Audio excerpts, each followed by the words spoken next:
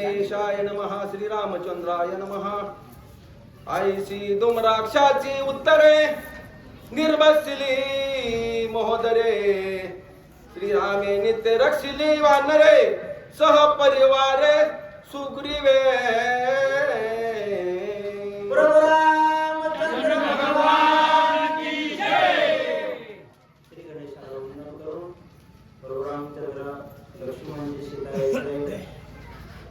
त्यांच्याही चरणावर नतमस्तक होऊन तुम्ही या ठिकाणी जमलेले सर्व श्रोते मंडळी, माझ्यापेक्षा ही ज्ञानी असणारे, वडीलधारी असणारे शिंदे महाराजांसारखे कीर्तनकार, आणखी सगळेच बाहेर कोणी कीर्तनकार मंडळी बसले असेल, साबळे महाराज या ठिकाणी आहेत, त्यांच्याही चरणावर नतमस्तक होऊन जमलेले ऐकणारे सगळे श्रवणार्थी त्यांच्याही चरणावर नतमस्तक होऊन युट्यूब वाले आमचे दाजी, आणखी साऊंड सिस्टीम वाले तेही दाजी, लाडक्या बहिणी सगळ्यांच्या चरणावर नतमस्तक होऊन आपण या ठिकाणी कथा बघायला चालू करूया. राजा रावणाच्या सभेमध्ये प्रभू रामचंद्राची आलेली बातमी कळाली. शेतू बांधला आणि प्रभू रामचंद्र या ठिकाणी आले. त्यावेळेस मात्र मोठ्या मोठ्या गप्पा मारू लागले. महाराज जशा आता लोक मारतात, मी बी कधी कधी मारतो. घरचे म्हणले का आपली जेवारी लय काळ आहे, जाऊ दे सकाळी सगळीच काढून टाकू. चेअर मी पेड्या काढत नाही, अशी अवस्था या राक्षसांच्या सभेमध्ये. मग ही सगळी मंडळी बोलत असताना, मोठेपणा सांगत असताना तिथंच कळू लागलं, राजा रावणाच्याच मुलाला कळू लागलं ना दुमराक्षाला, तर बाबा ही काही खरं नाहीये. सगळे म्हणतात आम्ही आणि त्या प्रभू रामचंद्राला मारू, लक्ष्मणजीला मारू, तू खुशाल सीतेचा उपभोग घे. अरे हे काही खरं नाहीये असं बोलू लागले. निजला वानरा करावा घात, हे कोण तुझा पुरुषार्थ, दुमराक्षाची सभ्यात निर्बसित मोहदर. अरे काय तुझा शानपणा म्हणले. वानर झोपल्यानंतर त्यांना मारावा, वारे पुरुषार्थ. काय मोठा पुरुषार्थ करू लागला म्हणले तुम्ही. अरे प्रभू रामचंद्राकडे जर पाहिलं तर पाठ दाखवली तर बाण सोडत नाही तो, आणि तुम्ही मात्र त्यांना झोपेत मारायचा विचार करता. वरे राक्षसांचा पुरुषार्थ हा पुरुषार्थ आहे का असे या ठिकाणी आणि बोलू लागले. श्रीराम नित्य सावधान स्वय रक्षी वानरगण, सुग्रीव राजा पण करी रक्षणावर रात्र.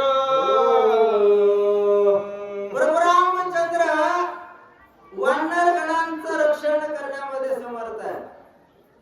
त्याच्यासाठी सुग्रीव राजा आहे, तोही आपल्या वानरगणांचं रक्षण करण्यामध्ये अति तत्पर आहे. महाराज तत्पर आहे. आता प्रभू रामचंद्राचा जर विचार केला तर आपण रामायणामध्ये आहोत का घरी आहोत हेही प्रभू रामचंद्राला कळत आहे. मग त्या वानरांचं रक्षण करण्यामध्ये कसे प्रभू रामचंद्र कमी पडतील.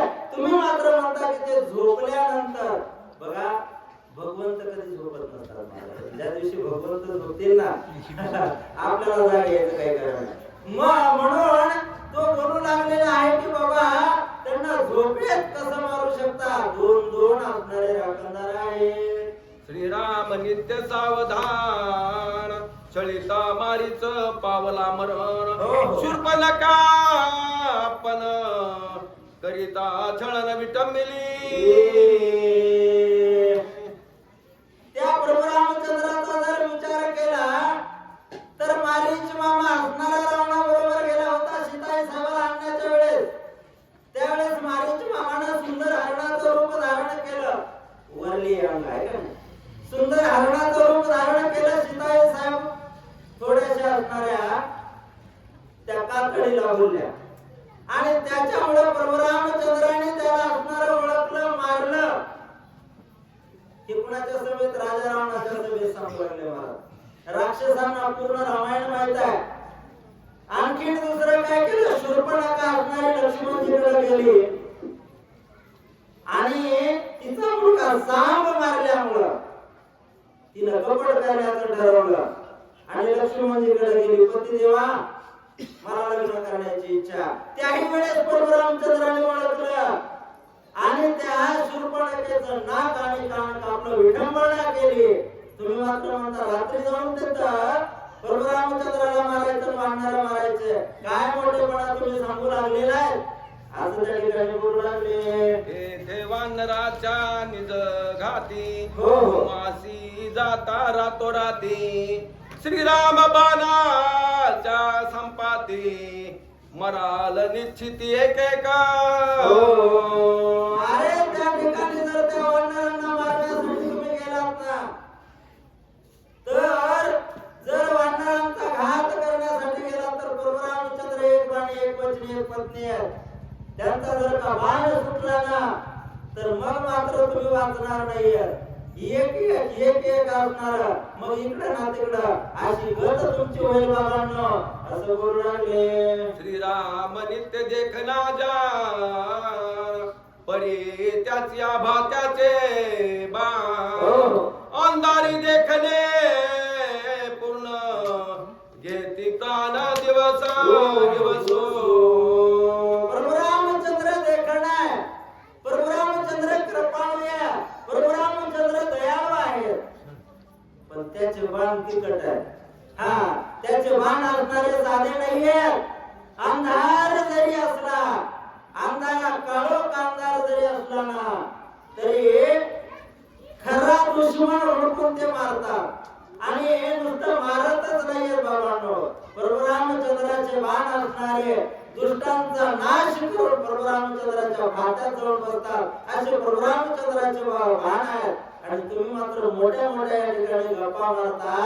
काय खरं आहे. देखो नि श्रीराम दर्भ शिखा हो. पाठी लागोनी आकाका हिंदवनी ती लोका. शेखी वामनेत्र देखा घेतला. प्रभू रामचंद्राची ख्याती तुम्हाला माहित आहे का मुले. ख्याती, अरे तो कावळा असणारा सीताई साहेब त्या ठिकाणी चारा घालत असताना सीताई साहेबांच्या खांद्याला स्पर्श करण्याचा प्रयत्न केला आणि त्याच्या पाठीमागे फक्त प्रभू रामचंद्राने एक शिखा काडी सोडली, दरबाची काडी. तीनही तळामध्ये तो कावळा असणारा फिरला. कोणीच थारा दिला नाही, कोणीच असणारा त्याला त्या ठिकाणी थारा दिला नाही. शेवटी जिथं गुन्हा केला त्या ठिकाणी त्याला जावं लागलं. मग तरीही प्रभू रामचंद्राची ती दरबाची काडी थांबली नाहीये. त्याचा एक डोळा असणारा आणि गमवावा लागला. आणि तुम्ही मात्र मोठ्या मोठ्या गप्पा मारून आणि आम्ही रात्री जाऊन वानर मारून काळजीत करू नका. एवढा मोठा सेतू बांधला, एवढ्या मोठ्या पाण्यावर असणाऱ्या त्या ठिकाणी दगड तरली, नवे नवे तर काळ असणारा आपल्या दारात येऊन ठेवलाय, लंकेच्या जवळ येऊन ठेवलाय. आणि त्यावेळेस कळतं बघा महाराज, तुमचं आगमन झालंय, धन्यवाद. त्यावेळेस कळतं. कधी कळतं. हात रिजेक्ट पडतात, हाताला काही काम करणं होत नाहीये, शरीर असणार हळूहळू गळायला लागतं. आणि मग मात्र कळतं, अरे अरे संसारातच आम्ही आयुष्यभर राहिलो, एवढं वर्ष संसारातच गेलं, आता तरी कुठंतरी परमार्थाला लागावं. त्यावेळेस पोर परमार्थाकडे जाऊ देत नाही. तुम्ही गाडी चालवू नका बरं का सावळे महाराज. आता आपलं बरं गाड्या चालू देते पोरं. पण पुन्हा म्हातारा माणूस झाला का मग मात्र तुम्ही गाडीवर जाऊ नका, रात्री जाऊ नका, दिवसा जाऊ नका. बरोबर आहे का. अशी अवस्था होते. म्हणून काळ आपल्या दारामध्ये येण्याच्या अगोदर, काळ आपल्या दरवाजापर्यंत येण्याच्या अगोदर आपण रामायणाला ऐकलं पाहिजे. आज एवढी मोठी मंडळी आहे, खरंच तुमच्या चरणावर तीनदा नतमस्तक व्हावं असं मला वाटतंय. मी माझ्या बऱ्याच साध्या या ठिकाणी लागल्या महाराज फक्त एवढाच मंडळ भरलेला असतोय. मी मंडळी कोटीमध्ये भरपूर लोकसंख्या महाराज, तरी सुद्धा आज असणार, आज एवढा आनंद होतोय, एवढा आनंद होतोय की गेलेल्या काळाला आलो शेवटी उशिरा. त्याच्यामुळे मला काही लक्षात आलं नाही, पण आज बसल्यापासून आनंद होतो महाराज. तो तुमचा कोटीकरांचा आनंद असणारा द्विगुणित नाही, 4 गुणाने वाढावा. पुन्हा पुन्हा रामायण या कोटी गावामध्ये चालूच राहावं अशी प्रभू रामचंद्राच्या चरणावर मी आपल्याला नतमस्तक होऊन विनंती करेन महाराज. या ठिकाणी